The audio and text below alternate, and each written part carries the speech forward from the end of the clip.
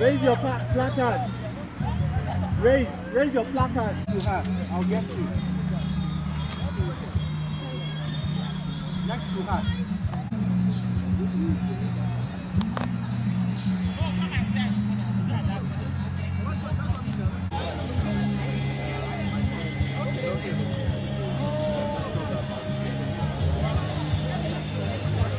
She's very passionate about this.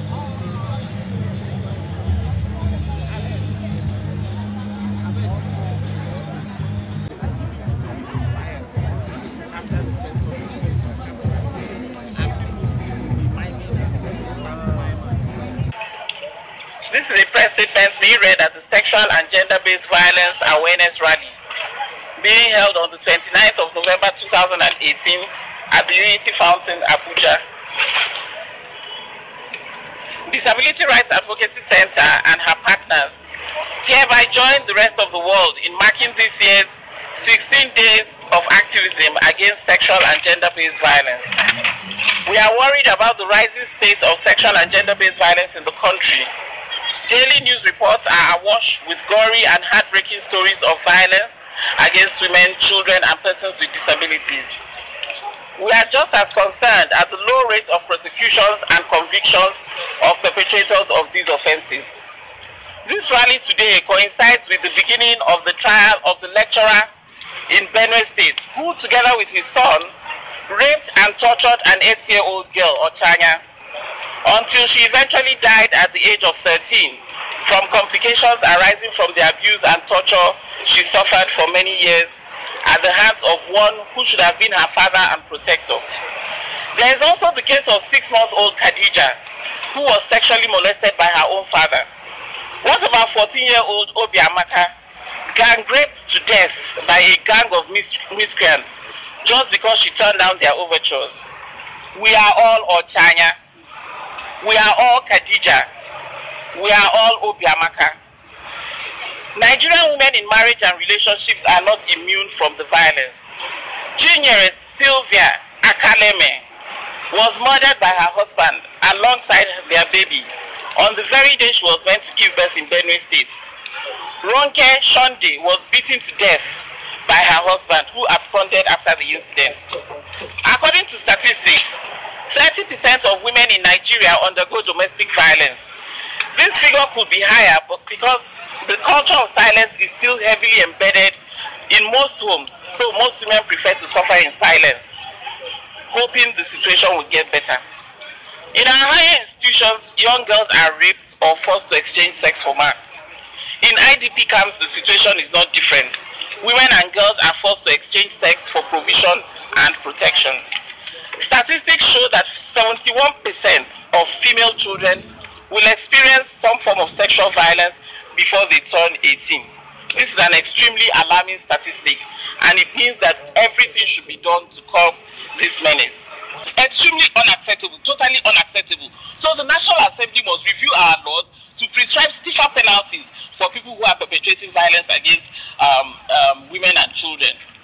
And we also want the media to be more proactive in the way they report and not continue to further victimize the victims.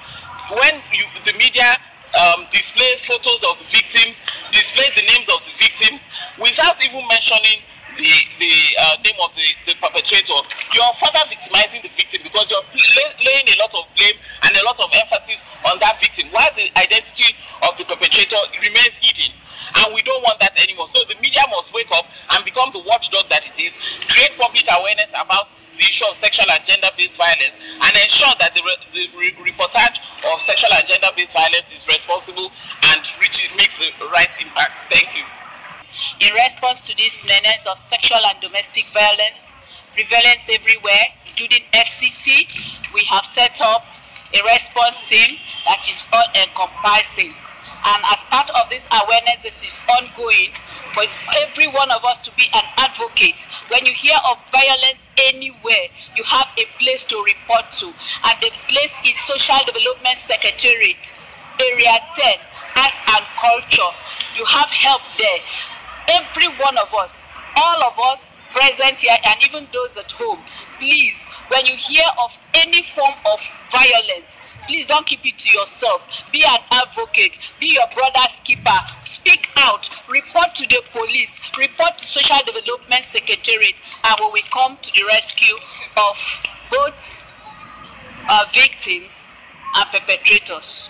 We are for everybody. We want, as much as is within our purview, curb violence in any form. And when we are talking about gender, we are also talking about men, women and men together. So please, we are for the men, we are for the women, and we want every one of us to please fight for one another.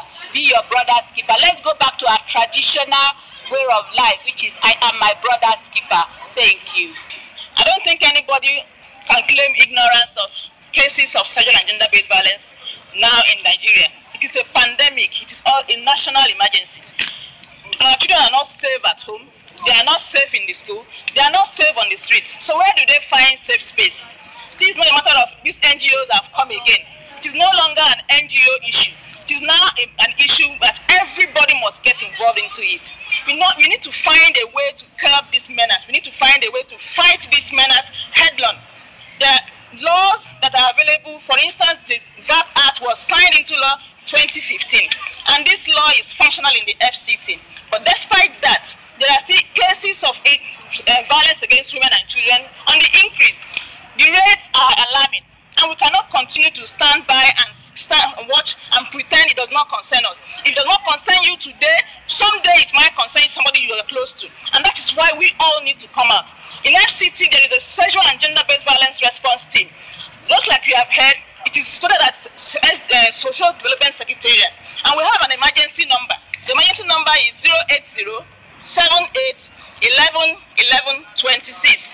Everywhere you are in the FCT, if you call that number, you must find a solution to your issue. So don't just keep quiet. If you suspect it, ensure that you verify and find out what's going on. If you have a child around you, or if you have a child under you who takes the courage to come to you and says, this is the problem I'm going through, don't shut them down. Do not keep them silent. The theme for this year's 16 Days of Activism says, hear me too. It means when survivors come to you, listen to them, believe them, and ensure you find a way to stop that issue around them. We can't just begin to pretend as if you don't know what's happening and we overlook it. Even if you're under a rock, you must have heard a case of sexual violence around you. And it means you don't just keep quiet, you must do something. Thank you.